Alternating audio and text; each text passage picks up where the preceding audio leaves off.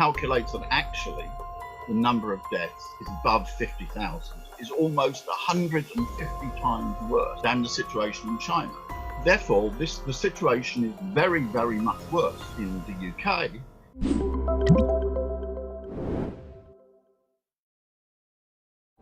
It was well summed up by a British person who was evacuated from Wuhan. He was very delighted when he got back to Britain, and now he made a big interview saying that he made a mistake and he should have stayed in China. He would have been safer in China. And this is the honest truth. Even in Wuhan, the situation would be much safer. The number of deaths in Britain now is enormously higher than anything which happened in China. The top ranked deaths in China is total deaths about 4,500, but in Britain the number of deaths is already at 30,000 according to the official figures. But everybody knows that the official figures are not correct, and this is not merely me. This is the Financial Times, for example, because what they do is they look at the total number of deaths, because on the death certificate it may be entered that you died due to coronavirus, but the number of deaths is much, much higher than those are officially recorded with coronavirus. This means that a large number of people are dying and not being recorded. So the Financial Times, which has been doing some rather serious statistics on this, calculates that actually the number of deaths is above 50,000.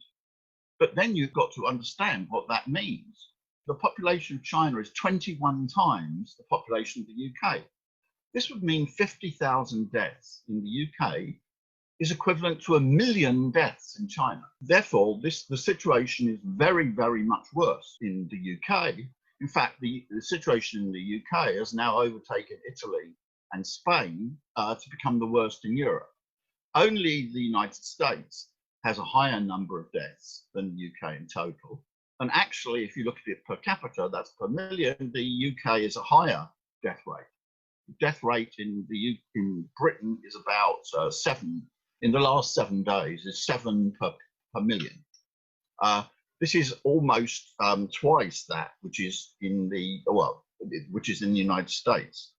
If you look at the deaths per million cumulative, not the daily ones, it's almost 450 deaths per million in the UK, and whereas in China the number is 3.3. This means that the situation in the UK is almost 150 times worse in proportion to the population than the situation in China.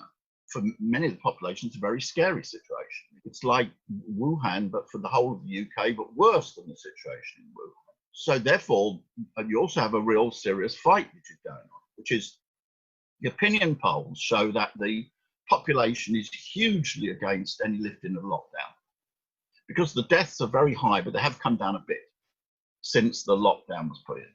The last polls showed that 77% of the population is against any lifting of the lockdown. Only 18% favours lifting the lockdown, but the government is putting on pressure, and some of the media, for example, newspapers, the Times, the Sunday Times, to lift this lockdown. So a real serious fight is going on in the situation. So you have a great deal of political tension.